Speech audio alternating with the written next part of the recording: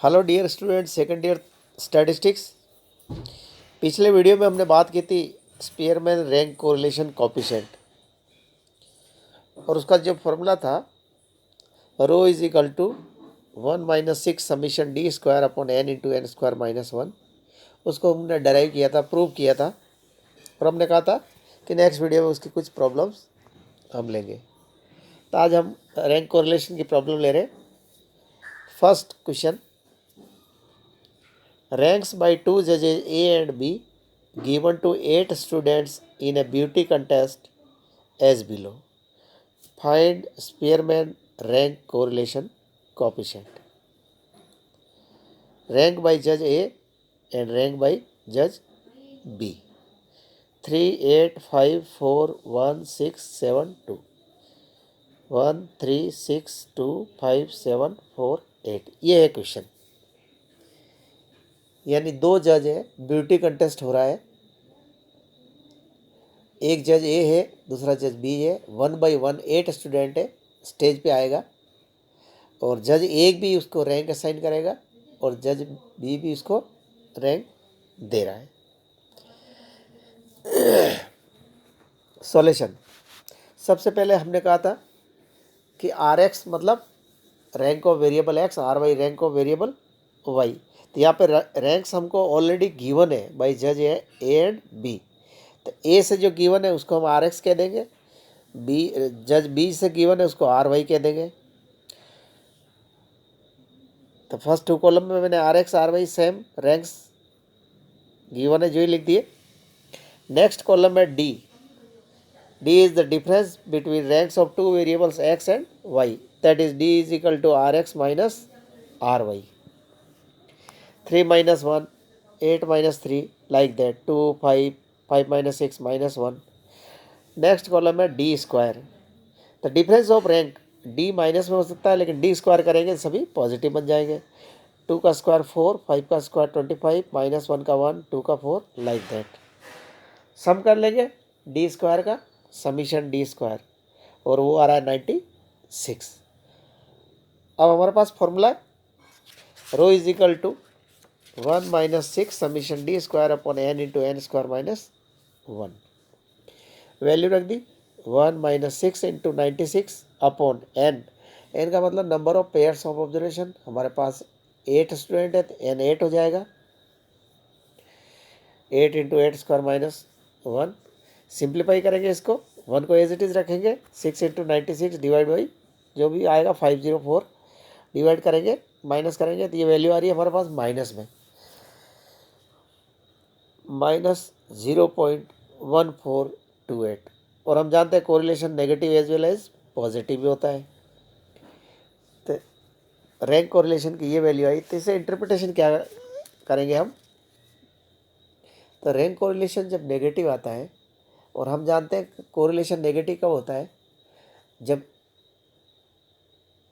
They move in opposite directions. एक like कर रहा है जज, तो दूसरा इसका मतलब डिसलाइक कर रहा है उस कैंडिडेट को। तो दोनों जजों की अप्रोच जो है कैंडिडेट की ब्यूटी प्रति, वो अपोजिट है। और इसको हम ज़्यादा एक्सप्लेन करें तो लो डिग्री नेगेटिव कोरिलेशन है। ये तो क्वेश्चन था जिसमें रैंक हमको गिवन थी, तो हमने डायरेक्ट उसको डिफरेंस लेके सॉल्व कर लिया। अब अगर रैंक गिवन नहीं हो, दूसरा case, question 2, find Spearman rank correlation coefficient from the following data. X Y, X कुछ भी हो सकता है, सप्लाई वाई डिमांड, मैंने उसको एक एक्स के दिया, एक वाई के दिया। एक्स और वाई की वैल्यू टेबल में देखेंगे, सॉल्यूशन में मैंने एज इट इज लिख दी है। अब हम वेरिएबल एक्स को रैंक असाइन करेंगे। रैंक दो तरह से असाइन करते हैं, एक हायर टू लोअर और लोअर टू हायर। मैं यहाँ पर असाइन कर रहा हूँ हायर टू लोअर। तो आप एक्स वेरिएबल में देखेंगे सबसे हाईएस्ट वैल्यू जो है 78 है, तो 78 को मैंने 1 रैंक असाइन कर दिया है। इसके बाद लोअर है 71, उसको 2 के दिया है। इसके बाद 70 है, उसको 3 के दिया है। उसके बाद 69 है, उसको 4 के दिया है। इस तरह से हम रेस्पेक्टिवली रैंक असाइन करते जाएंगे। और यहाँ पे एक चीज़ ध्यान रखनी, सेकंड केस में वेरिएबल की कोई वैल्यू रिपीट नहीं हो रही है, वो नेक्स्ट में आएगा। इसी तरह से वेरिएबल वाई में हम रैंक देंगे। वाई में देखेंगे सबसे बड़ी वैल्यू 91 है, उसको 1, उसके बाद लोअर 90 है, उसको 2, उसके बाद लोअर 83 है, उसको 3, एंड सो ऑन। इस तरह से हम वाई वेरिएबल की रैंक असाइन कर देंगे। तो अब हमारे पास ये क्वेश्चन पहले जैसा ही हो गया कि आर एक्स और आर वाई हमारा फाइंड कर लिया। तो अब डी ले लेंगे, डिफरेंस ऑफ रैंक्स, माइनस कर देंगे 3 - 1 5 - 4 एंड सो ऑन। इस तरह से टेबल को कंप्लीट कर देंगे। देन डी स्क्वायर, डी की वैल्यू को स्क्वायर करेंगे और सम करेंगे तो समीशन डी स्क्वायर आएगा 110 फॉर्मूले पुट करेंगे। यहाँ पर मैं एक चीज़ और आपको साथ में बता देता हूँ।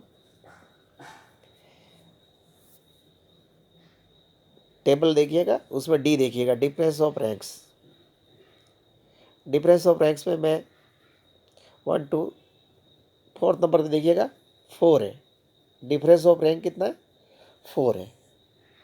मैं आगे जाके क्वेश्चन कराऊंगा तो उसको यहाँ पे अभी समझ लेना कि डिफरेंस ऑफ रैंक 4 है और मैं कह दूँगी ये 4 उसने गलती से ले लिया, इस जगह 3 होना चाहिए। तो रेक्टिफाई करके नया रैंक कोरिलेशन कोएफिशिएंट निकालना है। तो उस समय क्या करेंगे, जो भी हमारा डी है रॉन्ग 4, तो वो स्क्वायर होके ऐड होता है समीशन डी स्क्वायर में।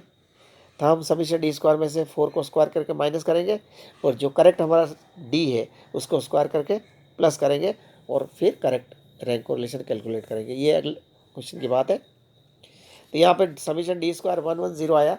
इसको अगले नेक्स्ट फॉर्मूले में वैल्यू पुट करेंगे। Rho is equal to 1 - 6 summation d square upon n into n square minus 1 is equal to 1 - 6 into 110 upon 8 into 8 square minus 1। Simplify करेंगे इसको, ये वैल्यू आएगी रो इज इक्वल टू -0.3095। तो यहाँ पर भी देखेंगे हम एक्स और वाई वेरिएबल में नेगेटिव कोरिलेशन है। अब नेक्स्ट मैंने लिखा टाई केस। इसका मतलब क्या होता है, मैंने पहला क्वेश्चन लिया था उसमें रैंक ऑलरेडी गिवन था। दूसरा क्वेश्चन लिया उसमें रैंक गिवन नहीं था, रैंक अपन ने असाइन किया लेकिन कोई भी वैल्यूज़ वेरिएबल की रिपीट नहीं थी, एक ही बार आ रही थी। अब ये स्पेशल केस है टाई केस। इसमें क्या होता है, values of variable X and Y are repeated. X और वाई वेरिएबल की कोई भी वैल्यू रिपीट होती है। मान लो एक्स वेरिएबल में कोई वैल्यू 40, तो वो 2 बार भी आ सकती है, 3 बार भी आ सकती है। वाई वेरिएबल में कोई वैल्यू रिपीट हो सकती है। तो उस केस में जो फॉर्मूला हो जाएगा हमारा रैंक कोरिलेशन कोएफिशिएंट का, rho is equal to 1 - 6 bracket summation d square plus m cube minus m upon 12 plus and so on bracket close divided by n into n square minus 1। अब यहाँ पर where m cube minus m upon 12 is known as correction factor. इसको correction factor कहते हैं। यहाँ मैंने m use किया है, कोई t भी यूज़ कर सकता है, बुक वेरी करता है लेकिन मीनिंग वही रहेगा। इसको मैं m into M square minus 1 upon 12 कहूँ तो भी एक ही बात है किसी किसी बुक में। यहाँ पर m क्या होता है, m is the important. m is the number of times an observation is repeated. m is the number of times an observation is repeated. इसका मतलब ये हो गया x वेरिएबल में कोई वैल्यू अगर 40 है, वो अगर 3 बार आ रही है तो m की वैल्यू हो गई 3। तो जो भी वैल्यू जितनी बार रिपीट होगी हर एक के लिए करेक्शन फैक्टर ऐड होगा, समीशन डी स्क्वायर में ऐड करते जाएंगे और स्पेरमैन रैंक कोरिलेशन कोएफिशिएंट को फाइंड करेंगे।